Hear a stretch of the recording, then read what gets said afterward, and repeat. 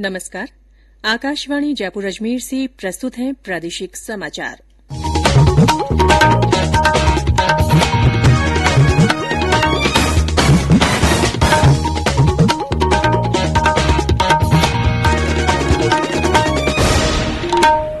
मुख्य समाचार। कोरोना के नए वेरिएंट के कारण केंद्र ने अंतर्राष्ट्रीय उड़ान सेवाएं फिर शुरू करने की अधिसूचना बाद में जारी करने का निर्णय किया। प्रदेश में कोरोना के मामले बढ़ने के बाद चिकित्सा विभाग अलर्ट मोड पर, सक्रिय मरीजों की संख्या 200 के पार। राज्य सरकार ने कॉलेज व्याख्याताओं के 1000 और पदों पर भर्ती को मंजूरी दी। नए कॉलेजों के लिए 200 करोड़ रुपए का बजट जारी। और प्रदेश में मौसम में बदलाव से आज भी कई स्थानों पर बारिश की संभावना।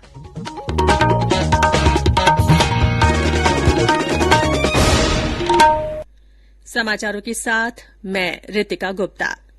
देश कोविड-19 के खिलाफ लड़ाई में 150 करोड़ टीकाकरण की उपलब्धि हासिल करने की ओर अग्रसर है। कोरोना के नए वेरिएंट के समाचारों ने चिंता को बढ़ा दिया है। इसीलिए हम अपने श्रोताओं से अपील करते हैं कि जल्दी ही दोनों टीके लगवाएं और अन्य लोगों को भी टीके लगवाने में सहायता करें। कृपया इन 3 आसान उपायों का पालन अवश्य करें। मास्क लगाएं, 2 गज की सुरक्षित दूरी बनाए रखें, हाथ और चेहरा साफ रखें। कोविड से संबंधित किसी भी जानकारी और मार्गदर्शन के लिए राष्ट्रीय हेल्पलाइन नंबर 1075 पर संपर्क करें। और अब समाचार विस्तार से। नागर विमानन महानिदेशालय ने कहा है कि वह अंतर्राष्ट्रीय उड़ान सेवाएं फिर शुरू करने की तारीख की उचित समय पर अधिसूचना जारी करेगा। निदेशालय ने कहा है कि कोविड के नए वेरिएंट ओमिक्रॉन के मद्देनजर स्थिति का आकलन किया जा रहा है। केंद्र सरकार ने हाल ही में अंतर्राष्ट्रीय उड़ान सेवाएं इस महीने की 15 तारीख से दोबारा शुरू करने का फैसला किया था। प्रदेश में कोरोना के नए मामले बढ़ने के बाद चिकित्सा विभाग अलर्ट मोड पर आ गया है। चिकित्सा मंत्री परसादी लाल मीणा ने अधिकारियों की बैठक लेकर व्यवस्थाओं को और अधिक मजबूत करने के निर्देश दिए हैं। चिकित्सा मंत्री ने कोरोना टेस्टिंग बढ़ाने, इस महीने के अंत तक 100% लोगों को वैक्सीन की पहली डोज लगाने, दूसरी डोज में गति लाने और कोरोना से हुई मौतों के मुआवजे देने संबंधी मामले जल्द से जल्द निपटाने को कहा। चिकित्सा मंत्री ने सार्वजनिक स्थलों और भीड़ भाड़ वाले स्थानों और स्कूलों में रैंडम सैंपलिंग के भी निर्देश दिए। प्रदेश में कोरोना संक्रमण के नए मामलों में लगातार बढ़ोतरी से सक्रिय मरीजों की संख्या 200 के पार हो गई है। सर्वाधिक 115 संक्रमित जयपुर जिले में हैं। राज्य में कल संक्रमण के 21 नए मामले सामने आए। जयपुर जिले में 10, अलवर, जोधपुर और नागौर में 2-2 और अजमेर, भीलवाड़ा, बीकानेर, सीकर तथा उदयपुर में 1-1 व्यक्ति में संक्रमण का पता चला। कल इस बीमारी से 11 और रोगी ठीक हुए। अब तक कुल 9,45,648 लोग स्वस्थ हो चुके हैं। इस बीच प्रदेश में अब तक 6 करोड़ 87 लाख से अधिक कोविड वैक्सीनेशन हो चुका है। 84% लोगों को वैक्सीन की पहली और 54% को दूसरी डोज लग चुकी है। वहीं देश में अब तक करीब 125 करोड़ कोविड टीके लगाए जा चुके हैं। कांग्रेस ने प्रदेश के 13 जिलों में 1.5 साल से खाली चल रहे अध्यक्षों की नियुक्ति कर दी है। कोषाध्यक्ष और 2 प्रवक्ता भी नियुक्त किए गए हैं।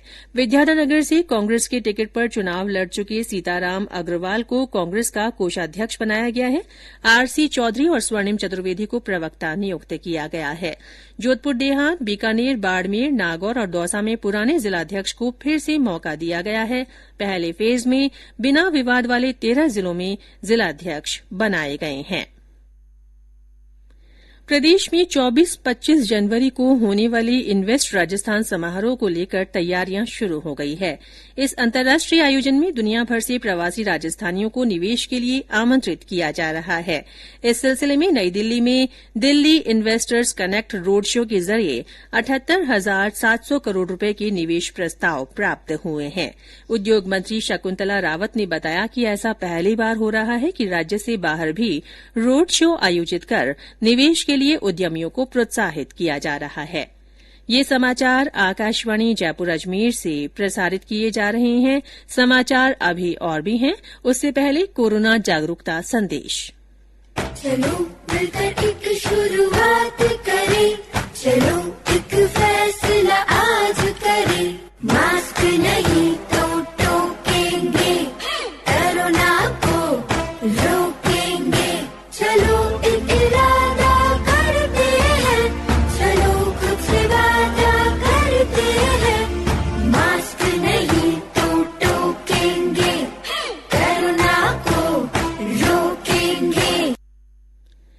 प्रादेशिक समाचारों में फिर से आपका स्वागत है। राज्य में कॉलेज व्याख्याताओं के 1000 और पदों पर भर्ती को सरकार ने मंजूरी दे दी है। मुख्यमंत्री अशोक गहलोत ने इस संबंध में प्रस्ताव को स्वीकृति देते हुए नए कॉलेजों के भवन निर्माण के लिए भी 200 करोड़ रुपए का बजट जारी किया है। मुख्यमंत्री ने कहा कि उत्कृष्ट मानव संसाधन तैयार करने की दृष्टि से प्रदेश में युवाओं को गुणवत्ता युक्त उच्च शिक्षा देने के लिए राज्य सरकार प्रतिबद्ध है। उच्च शिक्षा विभाग की समीक्षा बैठक को संबोधित करते हुए उन्होंने कहा कि युवाओं के करियर निर्माण को ध्यान में रखते हुए ऑनलाइन प्लेटफॉर्म के माध्यम से भी कॉलेजों की दैनिक गतिविधियों की मॉनिटरिंग की जानी चाहिए। उन्होंने अधिकारियों को निजी कॉलेजों की फैकल्टी को भी उचित वेतन दिया जाना सुनिश्चित करने के निर्देश दिए। राजस्थान माध्यमिक शिक्षा बोर्ड ने इस वर्ष की पूरक परीक्षाओं का परिणाम जारी कर दिया है। बोर्ड के अध्यक्ष डॉ डीपी जारोली ने बताया कि 618 परीक्षार्थियों ने परीक्षा दी। इनमें से 498 परीक्षार्थी उत्तीर्ण घोषित किए गए हैं। सेकेंडरी परीक्षा का परिणाम 60.94% और सीनियर सेकेंडरी का परिणाम 85.66% रहा।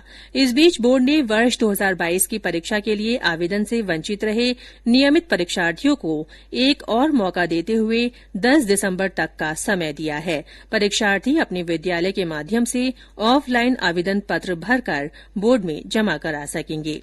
और अब आजादी का अमृत महोत्सव से जुड़े समाचार। आजादी का अमृत महोत्सव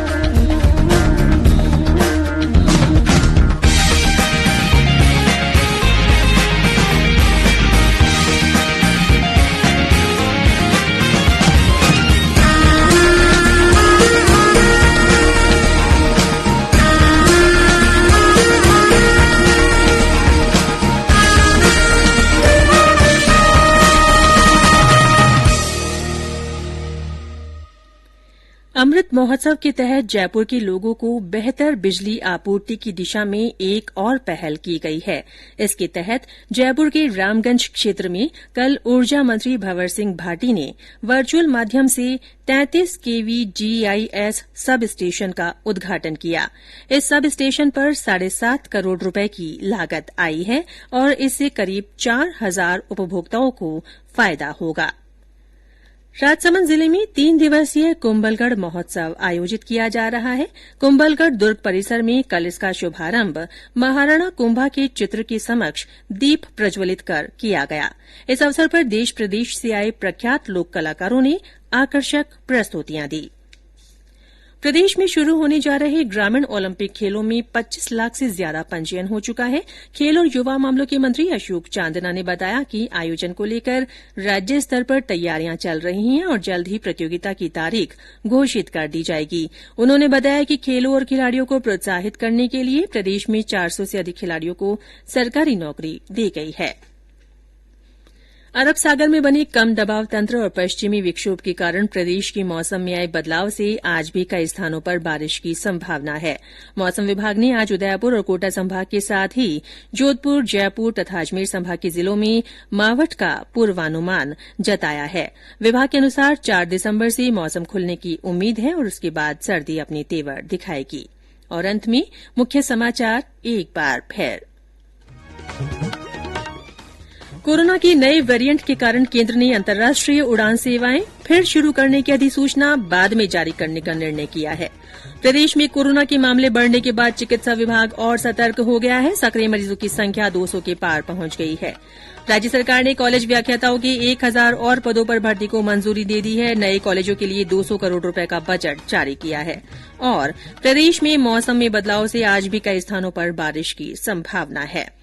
इसी के साथ प्रादेशिक समाचार बुलेटिन समाप्त हुआ। नमस्कार।